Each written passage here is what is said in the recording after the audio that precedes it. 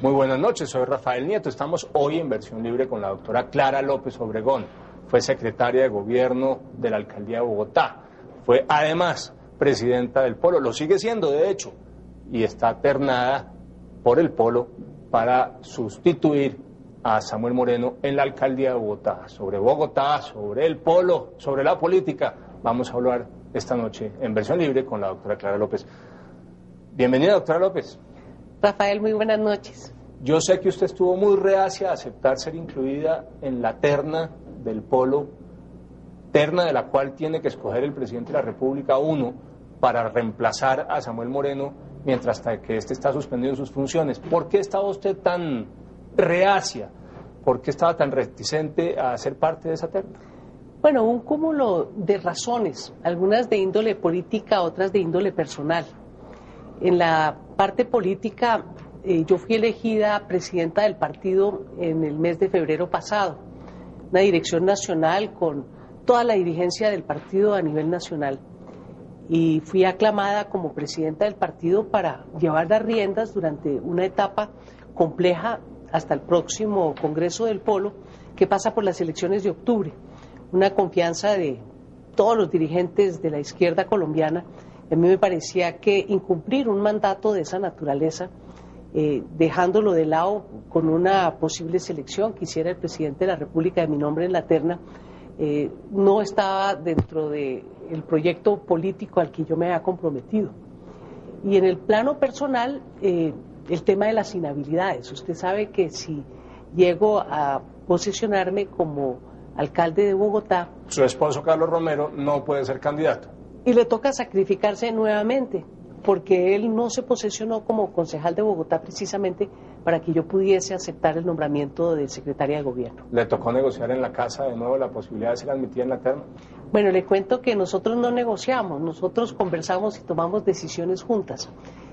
Fue Carlos el que tomó la determinación porque pues él era el principal damnificado. Y muy generoso con usted de nuevo, Carlos Romero. Ejemplo en un país de machistas, de un hombre que le cede el paso a la mujer en las partes fundamentales del desarrollo personal. Para mí, haber sido secretaria de Gobierno, haber tenido la opción, en función de eso, de ser candidata a la vicepresidencia, presidenta de mi partido, pues desde luego ha sido una aliciente que empezó con ese gesto tan noble de mi esposo. ¿Y al final qué la hace aceptar? Que cambian las cosas, cambian los procesos. Usted supo muy bien, lo supo todo el país, la terna fue muy vilipendiada. Finalmente la doctora Mariela Barragán, en un gesto de gallardía, renunció a la misma para no entorpecer el proceso de la selección de un candidato del partido. Bueno, y el Consejo de Estado confirmó la posición de la Presidencia de la República de que había una inhabilidad y no podía ser postulada. En ese momento, de conjunto, el partido me pidió que reconsiderara y yo siempre he sido coequipera. A mí me parece que la inteligencia colectiva es superior a la inteligencia individual. Y desde luego yo participé en esa toma de decisiones y estoy en la terna porque en conjunto consideramos todos que era la mejor decisión.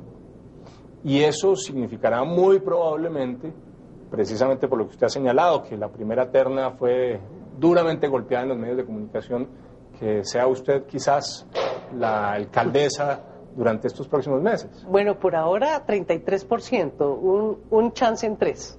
¿Usted sí cree que tiene solamente el 33?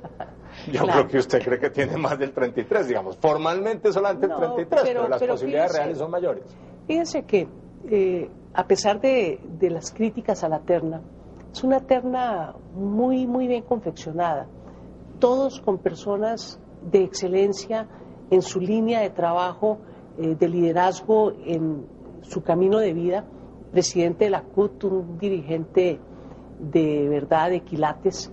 Un ex magistrado de peso. Un ex magistrado de peso, así es que... Pero la crítica en el fondo tenía algo de cierta, digamos, había una crítica, la más benévola sostenía que siendo personas de calidades personales indiscutibles, tenían la dificultad de que no parecían tener ni el conocimiento de la ciudad ni las habilidades gerenciales para enfrentar una crisis como la que tiene la ciudad? Es factible, y en eso destello en la medida en que he tenido una amplia experiencia en el distrito. Yo fui contralora de la ciudad, estuve 4 años de concejal con el doctor Luis Carlos Galán en el Nuevo Liberalismo, llegué a ser presidenta del Consejo de Bogotá. ¿Cuándo era liberal? Cuando era liberal, y no he dejado de serlo.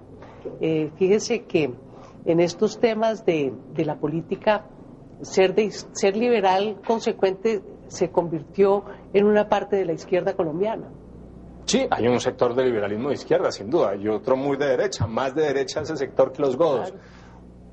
Pero el punto no deja de ser cierto, digamos, ¿por qué el Polo termina tomando la decisión de conformar la terna por razones más de equilibrio interno dentro del partido que pensando en las necesidades de una ciudad que realmente estaba a la expectativa y esperando unos grandes salvadores de lo que la gente percibe como una profunda crisis de la ciudad? Bueno, fíjense que esa es una percepción equivocada.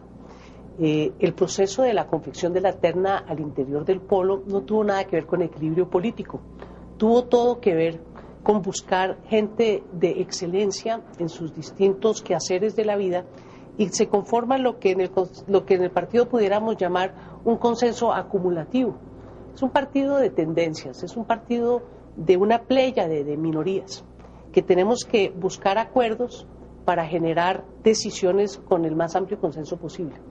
Y estos nombres, los primeros 3 y los segundos 3, con 2 coincidencias en el caso del doctor Tarcisio Mora y el doctor Jaime Moreno, fueron generando un consenso acumulativo entre las distintas fuerzas del Polo, no en función de su militancia política en una u otra tendencia, sino en función de las calidades que los acompañan. Pero no es cierto entonces cuando uno le dicen Jaime Moreno, ex magistrado del Consejo, finalmente es del MOVIR y responde a la tendencia de Robledo, Tarcisio Mora responde más a las tendencias del Partido Comunista y del sindicalismo colombiano, y Mariela Barragán era la ficha de Dusan y la Napo. ¿Eso no era así, doctora Clara? Fíjense que no. La primera persona que postuló a la doctora Mariela Barragán, haciendo un análisis muy serio, fue la senadora Gloria Inés Ramírez, que viene del Partido Comunista. Entonces no pueden hacer ese tipo de equiparaciones.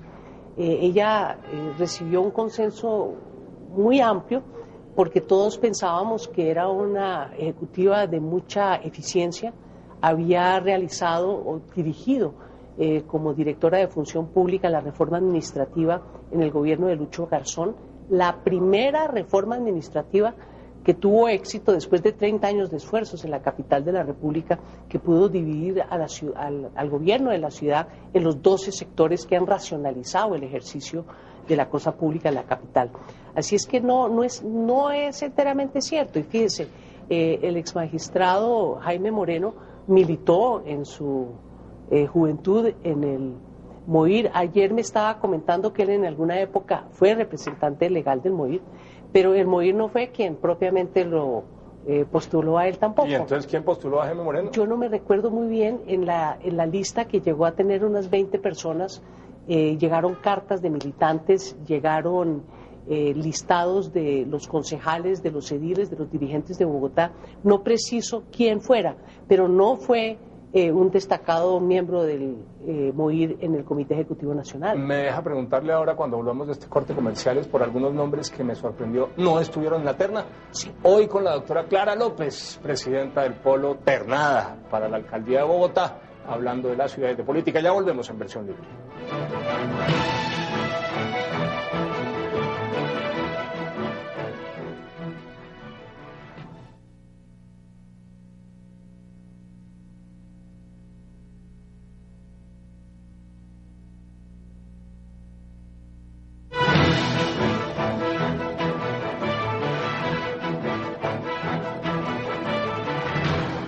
De vuelta en Versión Libre, hoy con la doctora Clara López, candidata ternada a la alcaldía de Bogotá y presidenta del Polo.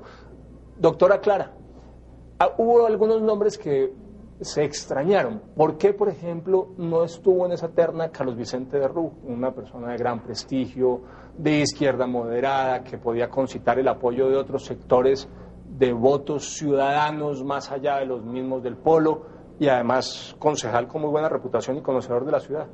Precisamente por ser concejal de la ciudad. Él es una persona que, conforme a las normas que rigen las inhabilidades, no puede ocupar un cargo público en el distrito mientras sea concejal, ni habiendo renunciado. Ni habiendo renunciado. Él estaba inhabilitado. Estaba inhabilitado. La inhabilidad que cobija Mariela Barragán en su calidad de exfuncionaria, cobijaba también, en este caso en su calidad de concejal, al doctor Carlos Vicente Herrera. No, es una inhabilidad propia de los concejales. Solamente de los concejales. De los concejales que no pueden aspirar a ser nombrados en ningún cargo de la administración. Bueno, antes de que entremos a ver cuál es su visión para resolver los problemas de la ciudad, déjeme preguntarle algunas cosas sobre los problemas de la ciudad. La crítica que se le formula a su candidatura, y déjeme decirle que yo no tengo la menor duda de que si hay alguien capaz de ser alcaldesa de la ciudad sería usted. Usted sabe que yo le tengo admiración desde hace muchísimo tiempo, teniendo grandes distancias políticas, que es parte del juego en una sociedad democrática. Parte de las críticas que se le hacen es si tiene lógica o no nombrar como alcaldesa de la ciudad a quien fuera secretaria de gobierno de esta misma administración. Frente a esa crítica, ¿usted qué dice? Bueno, frente a una crítica de esa naturaleza, yo lo único que puedo es rechazar que a uno le endilguen falta de autonomía cuando la vida de uno es un libro abierto de decisiones tomadas con rectitud, con seriedad y con total independencia. Y uno tendría que agregar que además usted no tuvo nada que ver con la contratación del distrito, esa no era su área, esa no era su temática, nada que ver con usted. Pero no deja de ser una pregunta que se formula en los ciudadanos comunes y corrientes. Es decir, ¿tiene sentido, tan cuestionado como está en el tema de contratación y corrupción del alcalde de la ciudad y algunos sectores de su administración, nombrar a una secretaria de gobierno de esa administración como alcaldesa? Bueno, son las contradicciones de términos. Desde luego yo no tuve absolutamente nada que ver con los temas de la contratación. Y desde luego yo fui secretaria de gobierno de la administración distrital, haciendo un papel de defensa de mi partido que lo hago dentro y fuera de la administración. Eso le puede significar a algunas personas la crítica que yo la entiendo y la respeto, pero no la puedo compartir porque eso iría en contra de mi sentido de dignidad y de autonomía personal, que yo soy una persona perfectamente capaz de tomar las decisiones que mejor convengan, desde luego escuchando los distintos puntos de vista, porque uno no puede acertar con un tapaojos, uno tiene que acertar escuchando los criterios generales, imponiéndole un ojo muy cercano a la ciudadanía en sus críticas, que tal vez le ha hecho falta a la administración distrital en materias tan importantes como la comunicación de su labor de gobierno.